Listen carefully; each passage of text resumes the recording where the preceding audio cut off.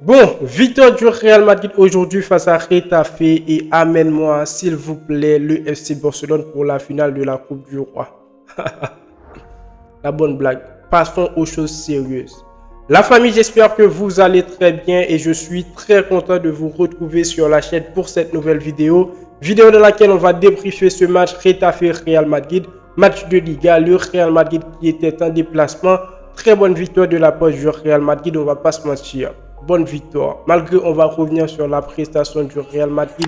Il y a eu des bonnes choses, mais aussi des mauvaises choses. Mais le résultat, c'est le plus important. On ne va pas se mentir. Le résultat, plus 3 points en Liga. On a une équipe du Real Madrid qui reste donc derrière le FC Barcelone avec 4 points d'écart. Et je pense que le Real Madrid va faire en sorte de reprendre la tête du classement lors du match face le FC Barcelone. Le Barça va perdu face le Real Madrid en Liga. Le Barça va perdu encore une fois un autre match. Et après, donc voilà, le Real Madrid va reprendre la tête du classement. Parce que comme je vous l'ai dit dans la vidéo avant-match face à Getafe, je vous ai dit les amis que j'ai toujours confiance. J'ai toujours cet espoir que le Real Madrid peut aller chercher la Liga cette saison. Ne dis pas que moi je rêve. Je pense que le Real Madrid, oui, peut aller chercher la Liga. Donc, victoire qui fait plaisir. N'hésitez pas à donner vos avis dans les commentaires. On va débriefer ce match. Le petit pouce bleu pour le référencement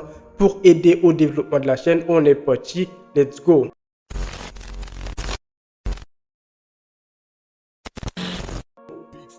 Victoire du Real Madrid aujourd'hui face à Getafe 1-0. Le Real Madrid qui aurait dû marquer 2 à 3 buts durant ce match.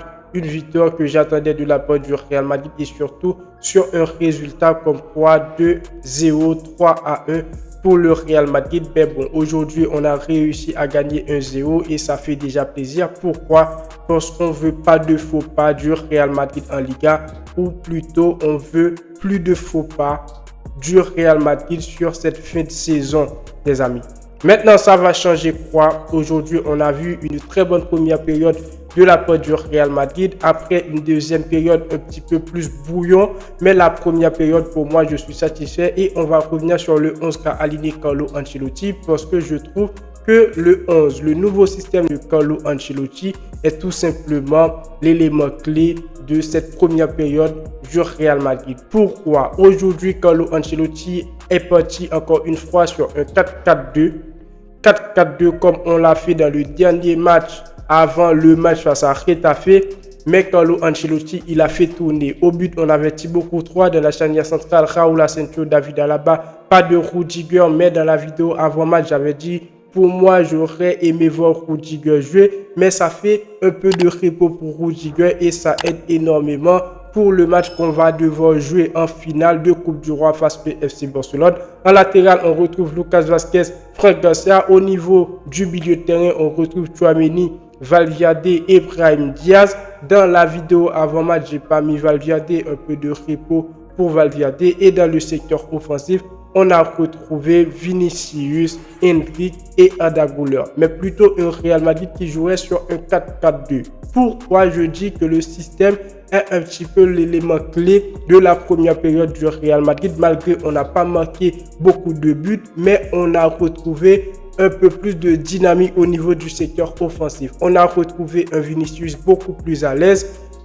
On a retrouvé un milieu de terrain à 4 joueurs qui est capable de faire le jeu. Donc aujourd'hui, comme je vous ai dit, on n'est pas tombé sur le meilleur Real Madrid, mais on est tombé sur un match où le Real Madrid a assuré lors de la première période comparé à cette équipe du Real Madrid qu'on avait avant. Donc maintenant les amis, il y a pas mal de points positifs sur le système. Déjà, le 4-4-2, comme je dis bien, ça donne beaucoup plus d'espace au niveau du secteur offensif. On a retrouvé aujourd'hui un Vinicius qui a été très très bon. Un Vinicius qui pouvait se balader au niveau du secteur offensif. Malgré qu'il n'a pas réussi à marquer, il a donné, il a sorti une très bonne prestation. Mais qu'à ça, aujourd'hui, on sort avec une victoire et des joueurs qui ont pu reposer comme Rodrigo qui est rentré lors de la deuxième période, Kylian Mbappé, Rudiger. Donc des joueurs, j'espère bien sûr, qui seront là très très forts, très très en forme face au FC Barcelone. Donc voilà, aujourd'hui pour le match, j'ai apprécié tout simplement, je ne vais pas vous mentir les amis, j'ai apprécié la première période. Malgré la deuxième période, ça n'a pas été bonne et aussi le résultat, ça fait énormément plaisir. Thibaut Courtois qui pour moi a fait une très bonne prestation. Clean sheet aujourd'hui, félicitations à lui. Au niveau du secteur défensif, malgré aujourd'hui l'adversaire à un certain moment a mis le pied sur le ballon, ça a dominé le Real Madrid à un certain moment. Mais après, la défense du Real Madrid, aujourd'hui, David Alaba, il n'a pas merdé. David Alaba, Raúl Asensio, ils ont sorti une très bonne prestation sur les latéraux. Lucas Vázquez, Frank Garcia, félicitations à eux. Aujourd'hui, on peut les féliciter parce que la défense du Real Madrid, ça a été solide. Au niveau du milieu de terrain, on a Arda Güler qui joue très très bien, qui a réussi à marquer un but pour cette équipe du Real Madrid. Le seul but du match, après un début de match, je ne vais pas vous mentir, pour moi, Arda Güler, il n'était pas vraiment au top, mais après, on a retrouvé un Arda Güler qui est rentré dans le football, qui est là pour créer de l'espace au niveau du milieu de terrain, qui apporte de la créativité. C'est bien ce joueur qu'on veut dans cette équipe du Real Madrid. C'est bien ce Arda Güler que nous, on veut. Malgré Carlo Ancelotti, à des moments, il ne lui donne pas beaucoup de temps de jeu. Mais aujourd'hui, Arda Güler, il a assuré. Valverde aussi qui a fait un très très bon match. Brahim Diaz qui a été dans son match. Tchouaméni, depuis quelques jours, il est très très bon avec le Real Madrid, rien à dire.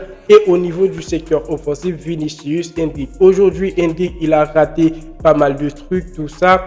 Pour moi, aujourd'hui, la prestation de Endrick, ça n'a pas été vraiment très très bonne. Mais après, donc voilà, pour moi, quand ça parle de résultats actuellement pour cette équipe du Real Madrid, on dit ok, parce que moi, je pense que cette équipe du Real Madrid a beaucoup de chance d'être toujours derrière le FC Barcelone avec 4 points d'écart en Liga. Donc, il y a toujours de l'espoir, les amis. Donc, je pense que le Real Madrid, à la dernière minute, va réaliser quelques trucs de fou, que ce soit dans le match face au FC Barcelone, qu'on va réussir à gagner. Donc, voilà, moi, je veux une équipe du Real Madrid cette saison qui va lever des trophées.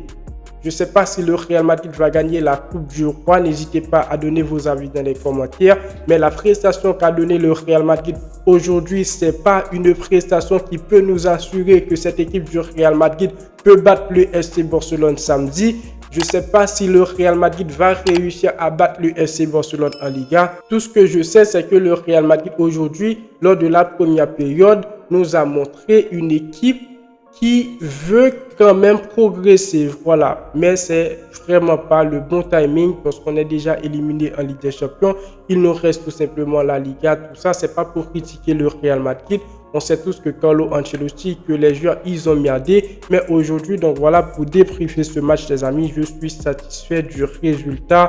La prestation, j'ai pas beaucoup de choses à dire à part féliciter les joueurs individuellement. Individuellement, prestation correcte. J'aurais aimé voir un Real Madrid qui allait marquer beaucoup plus de buts, mais pas beaucoup de buts, un but marqué, tout ça.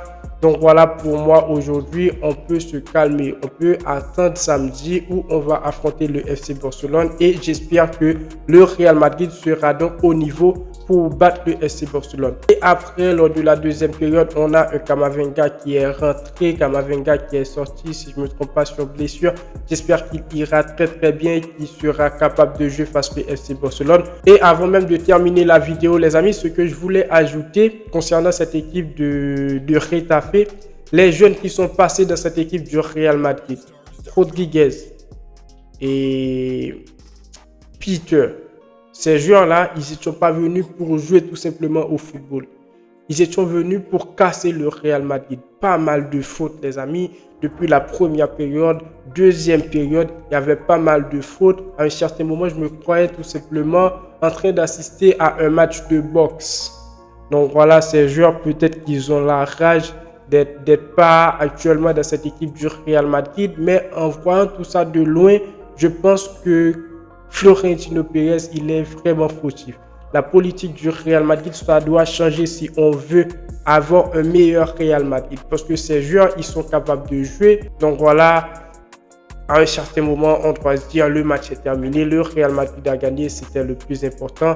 Et donc voilà les amis. Donc voilà pour le débrief, n'hésitez pas à donner vos avis dans les commentaires, c'est très important. Le petit pouce bleu pour le référencement pour aider au développement de la chaîne les amis. Et moi je vous dis à très bientôt pour une toute nouvelle vidéo. Ciao. Ciao.